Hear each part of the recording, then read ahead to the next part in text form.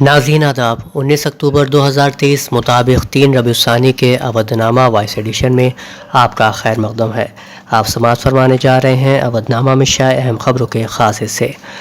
بدھ کی صبح مشہور ناقد اور دانشور پروفیسر شارب رودولی کا انتقال ہو گیا۔ وہ گزشتہ چند روز سے علیل تھے۔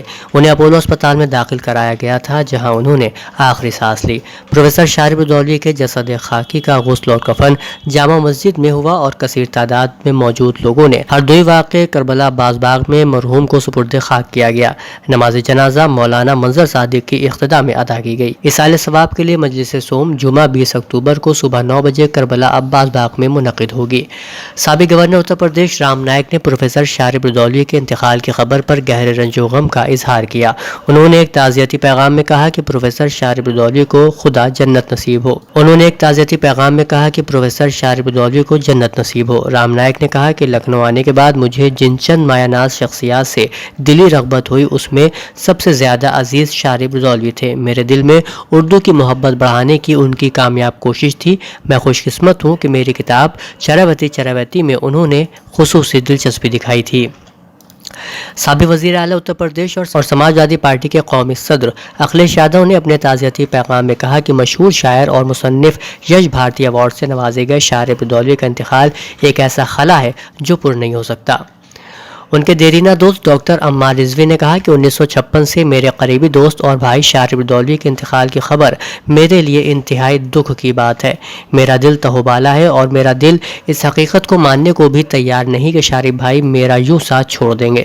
ان کی آنکھوں میں ایک میٹھی چمک، آج ادب کی دنیا کا وہ روشن سورج نہیں رہا جس کی عدم موجودگی کا ازالہ شاید ناممکن ہے۔ اودھ نامہ کی پراپ رائٹر تقدیس فاطمہ نے گہرے رنج و غم کا اظہار کرتے ہوئے کہا کہ شارب صاحب کے انتقال کی خبر میرے شوہر کے جانے کے بعد میرے لیے دوسرا بڑا صدمہ ہے۔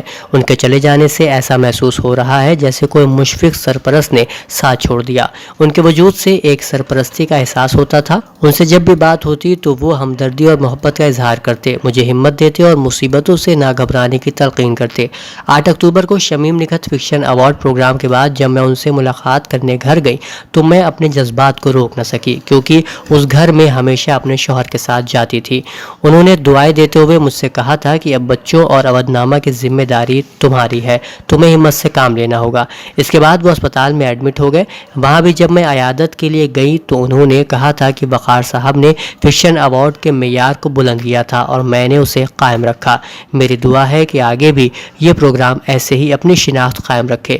مجھے کیا معلوم تھا کہ یہ ان کی آخری دعا ہوگی۔ یہ غم کبھی نہیں بھلایا جا سکتا، خدا ان کی مغفرت فرمائے۔ فخر الدین علی احمد میموریل کمیٹی کے چیئرمین ترش زیدی نے اپنے بیان میں کہا کہ شارب صاحب کے انتقال کی خبر سے مجھے گہرا صدمہ لگا۔ ویسے تو میں ان کو بہت پہلے سے جانتا تھا، لیکن فخر الدین علی احمد میموریل کمیٹی کا چیئرمین بننے کے بعد جب میں نے ان کے ساتھ اسٹیج شیئر کیا اور اتنے ماہر انسان کی اتنی بڑی سادگی دیکھی تو میں حیرت زدہ رہ گیا۔